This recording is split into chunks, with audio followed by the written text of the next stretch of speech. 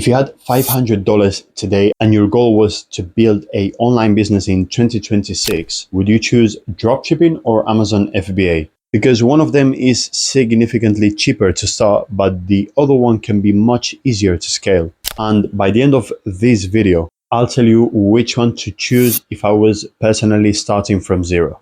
Let's start with the obvious one, the money. With dropshipping, you can realistically start with a relatively small budget. You don't need to buy hundreds of units upfront. You just find a product and you create a store, and then you only purchase inventory after someone orders, which is really convenient. However, Amazon FBA is different. As you might know, you normally have to buy inventory before you sell it. You also have to deal with shipping inventory to Amazon, storage, Amazon fees, and potentially getting stuck with unsold stock. So if your biggest constraint is capital, let's say that dropshipping would win on this aspect. But here is where things get interesting, because cheaper does not mean necessarily easy.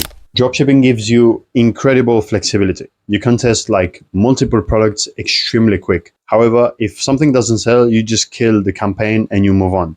With FBA, changing products isn't quite as simple because you've already invested in inventory. However, Amazon gives you something dropshipping doesn't naturally have, which is existing buyer intent. And that is extremely important. People go on Amazon because they're already looking to buy something. With dropshipping, you often have to interrupt people on TikTok, Instagram, or Facebook, and then convince them that they need your product. And trust me, that sole difference is absolutely huge. So if Amazon already has millions of people looking to buy, why wouldn't everyone just do Amazon FBA? Because there is an obvious catch.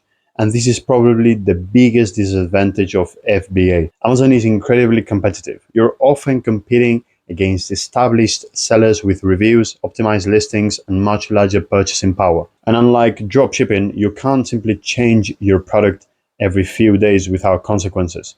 You have money sitting inside inventory. That's why I would look at the two models completely differently. Dropshipping is a testing and marketing game. However, FBA is primarily a product operations and marketplace game.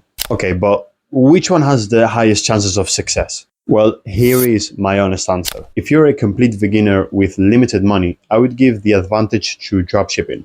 Not because it's easier to make money, but because it's cheaper to fail. You can test products without committing thousands of dollars to inventory. Once you've figured out how to identify products, you just create offers and acquire customers. You can take those skills into almost any e-commerce model. And that's when FBA becomes extremely interesting. Because if you already know how to sell, Amazon can give you access to enormous existing demand. So the thing with dropshipping is that it needs constant flow of customers coming from Facebook ads, TikTok ads, or Google ads.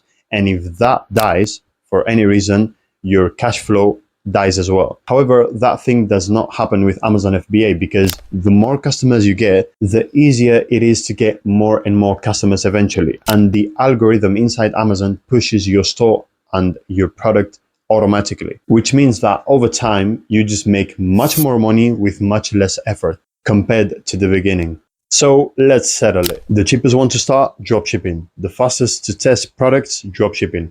Less inventory risk, dropshipping. Built-in customer demand, Amazon FBA. Potentially easier fulfillment at scale, Amazon FBA.